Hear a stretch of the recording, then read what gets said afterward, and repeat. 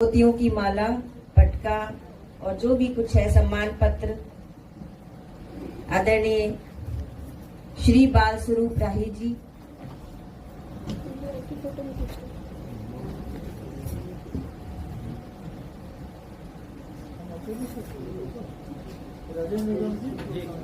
आदरणीय परमजीत जी से भी आग्रह करूंगी कि वे आए और सहयोग करें। श्री राजेंद्र निगम जी, आप भी सहयोग करें। इससे फोटो मत खींचिए।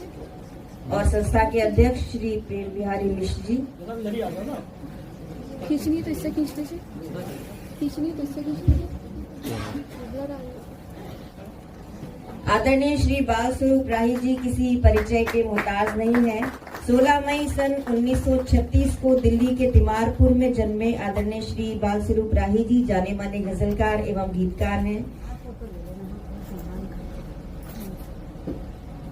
इनकी कई किताबें प्रकाशित हैं और ये सरिता पत्रिका के भी संपादक रहे हैं, साप्ताहिक हिंदुस्तान के सह संपादक रहे हैं, प्रोज इंडिया के संपादक रहे हैं और सबसे बड़ी बात की भारतीय ज्ञानपीठ के सचिव रहे हैं।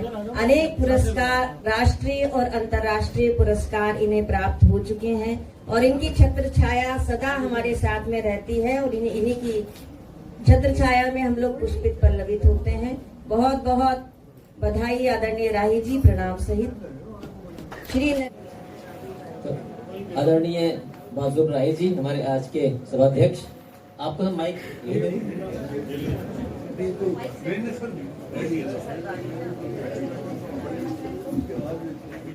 मित्रों, आज की शाम एक बेमिसाल शाम है, एक यादगार शाम है। ऐसा बहुत कम होता है कि किसी सम्मेलन में जाओ या कार्यक्रम में जाओ तो उसमें सब सुनने वाले अपने आप में कवि हों और इतने सहृदय हों। मैं समझता हूँ ये सहयोग मिलना बहुत मुश्किल है और मैं तो इसे एक यादगार अनुभव मानता हूँ कि हर श्रोता कवि हो तो बहुत ही दिलचस्प बात हो जाती है कि कवि कविता सुने दूसरे की।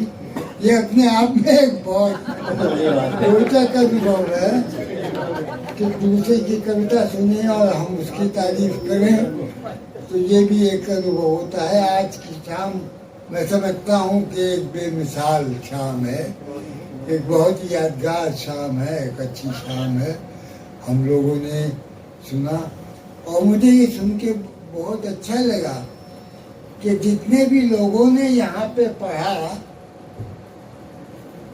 हर कवि की कोई ना कोई पंक्ति, कोई ना कोई बात, कोई ना कोई उक्ति दिल को छूने वाली उक्ति थी। ये अपने आप में एक बहुत बड़ी बात है। किसी कवि की ऐसी नहीं थी कि बस कहने के लिए कविता कही हो, ऐसी नहीं थी, बल्कि हर कवि की कविता में कविता मौजूद थी। और मैं ये समझता हूँ कि मेरे लिए ये शाम एक यादगार अनुभव है। आप लोगों के लिए शाम भी एक अच्छी होगी, ये मैं मानता हूँ। और कविता सुनाना अपने आप में एक बात है, कवियों को अपनी कविता सुनाना ये एक बात है। और आज ये सौभाग्य मुझे मिल रहा है कि इतने कवियों के बीच बैठकर मुझे अपनी कोई कविता सुनाने का मौका मिला हो। मुझे याद नहीं कर पड़ता ऐसा अनुभव, ये एक अनुभव है। तो एक गजल सुना देता हूँ आपको, काफी समय गया है, लेकिन इससे पहले एक मुक्तक है। वो इसलिए कि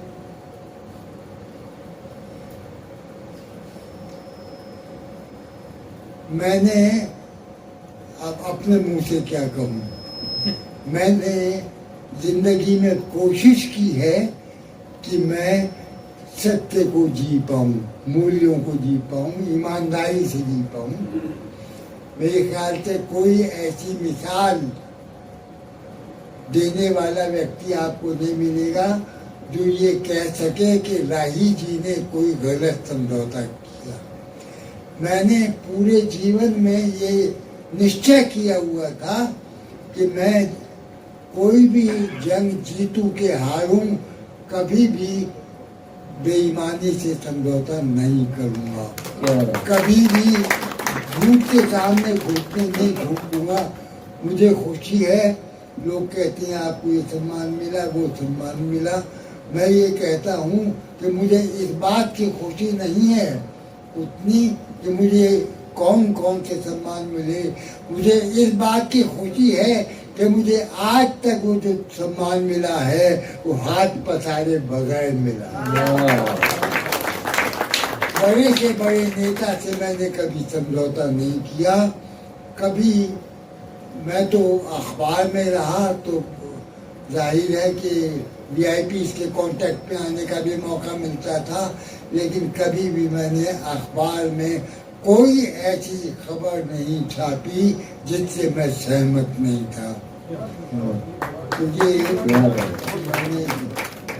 तो जाहिर है इसका मुझे परिणाम भी मिला। जब आप ये स्वाभिमान होने की गुस्ताखी करेंगे तो सजा भी मिलेगी। तो बहुत सजाएं मैंने भोगी हैं और जीवन में मैंने बहुत कुछ जो मैं पाता था वो नहीं पाया, खोया है मैंने। तो फिर मैंने एक मुक्तक कह दिया इस पर कि हसरतों की जहर बुझी लौ में, जहर बुझी लौ इसलिए कहा कि आप देखिए लौ होती है तो उसका किनारा नीला होता है, तो नीला रंग जैसे जहर का प्रतीक हो। तो मैंने कहा कि हसरतों की जहर बुझी लौ में मोम सा दिल गला दिया मैंने।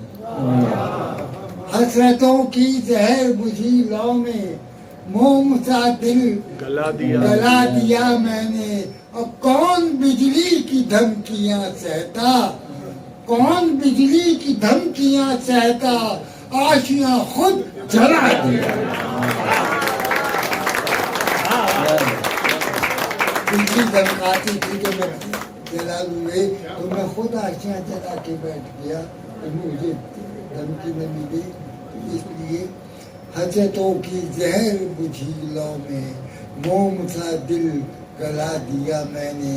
और कौन बिजली की धमकियां सहता, आशियां खुद जला दिया मैंने।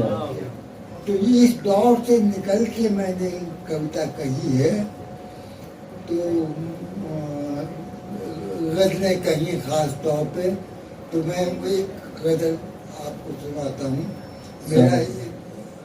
मेरी गज़ल का एक शेर जो है वो श्रोताओं के साथ ही कवियों में भी बहुत लोकप्रिय हुआ और कवि लोग उसे कई जगह कवि सम्मेलनों में उद्धृत करते हैं मेरे शेर को। वो शेर ये है कि हम पर दुख का पर्वत टूटा, ये नहीं, वो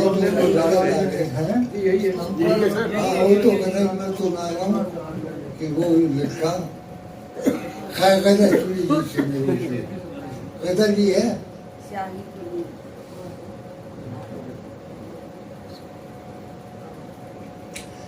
इतना बुरा तो तेरा भी अंजाम नहीं है।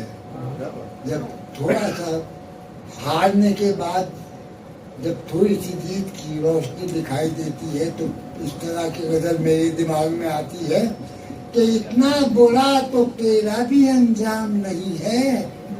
सूरज जो सवेरे था वही शाम नहीं है। बहुत अच्छा शेर है, वाह वाह वाह। देखिए सूरज जैसी चीज, उससे ज्यादा तेजस्वी तो संसार में कोई चीज नहीं। वो भी आप देखिए जो सुबह की रोशनी होती है उसमें शाम तक वो रोशनी नहीं रहती, वो भी मुरझा जाता है। तो मैंने कहा कि जब सूरज तक मुरझाता जाता है तो अगर हमें जिंदगी में अब कष्ट भोगने पड़े तो हमें मुरझाना नहीं चाहिए। तो वो इतना बुरा तो तेरा भी अंजाम नहीं है। सूरज जो सवेरे था वही शाम नहीं है। इतना बुरा तो तेरा भी अंजाम नहीं है। सा किताब ले लूं।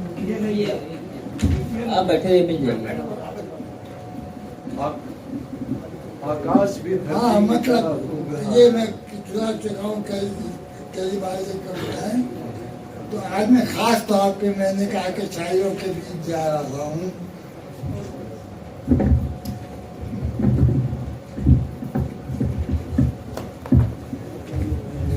तो मैंने कहा कि एक मैं कविता सुनाऊं।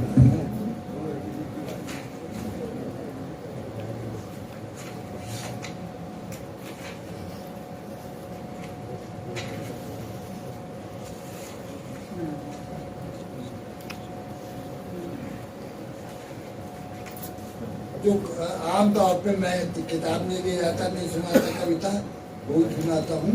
तो एक नई कविता मैं आपको सुना देता हूँ। अभी हाल में मेरी किताब ये छप के आई है। इसका मैंने नाम रखा बिक नहीं सकती कलम। मैंने कहा चाहे खुद को बेच डालूं, बिक नहीं सकती कलम। मैं अपने को बेच दूं लेकिन मैं अपनी कलम नहीं बेचूंगा। इसलिए मैंने अपनी किताब का नाम रखा कि बिक नहीं सकती कलम। तो इसमें से ये गजल आपको सुना देता हूँ, मुझे लगता है कि आपको पसंद आएगी। हम तो दिन रात छटपटाते हैं, चैन का द्वार खटखटाते। हम तो दिन रात छटपटाते हैं, चैन का द्वार खटखटाते हैं। जो तो तैराक है, ये शेर मुझे बहुत पसंद है। जो तो तैराक है मगर फिर भी याद में तेरी डूब जाते हैं।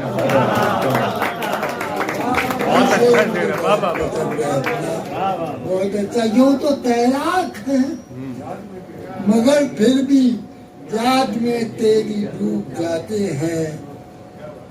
देख लेते हैं तेरा ख्वाब अगर, देख लेते हैं तेरा ख्वाब अगर, सोते सोते भी मुस्कुराते हैं। देख लेते हैं तेरा ख्वाब अगर, सोते सोते भी मुस्कुराते हैं।